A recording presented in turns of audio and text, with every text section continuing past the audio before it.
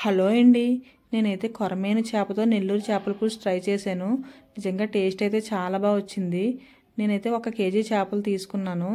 వాటిని శుభ్రంగా వాష్ చేసుకొని కొంచెం ఉప్పు పసుపు వేసుకొని వాష్ చేసుకుంటే మనకు స్మెల్ అనేవి రావు చేపలు. 1 కేజీ చేపలకి 100 గ్రాముల చింతపండు అయితే నానబెట్టాను. తర్వాత ఒక 2 ఉల్లిపాయలు తీసుకొని సన్నగా పొడుగ్గా అయితే కట్ చేసుకొని పక్కన పెట్టుకోండి. పచ్చిమిర్చి కూడా.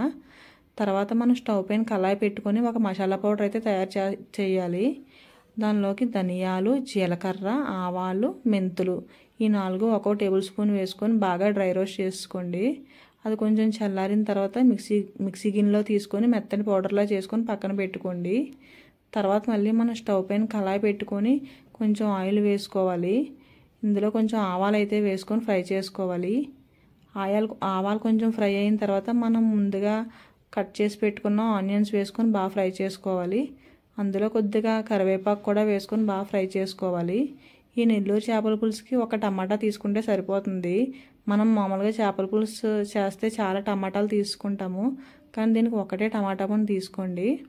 అందులో కొంచెం అల్లం వెల్లుల్లి పేస్ట్ వేసి అల్లం వెల్లుల్లి పేస్ట్ పచ్చివాసన పోయినంత వరకు బాగా ఫ్రై చేసుకోండి. తర్వాత అందులో 2 టేబుల్ స్పూన్ల కారం, 2 టేబుల్ స్పూన్ల ఉప్పు వేసుకొని బాగా ఫ్రై చేసుకోవాలి. తర్వాత మనం ముందుగా నానబెట్టాం కదా చింతపండు, ఆ గుజ్జు తీసుకొని అందులో వేసుకోవాలి.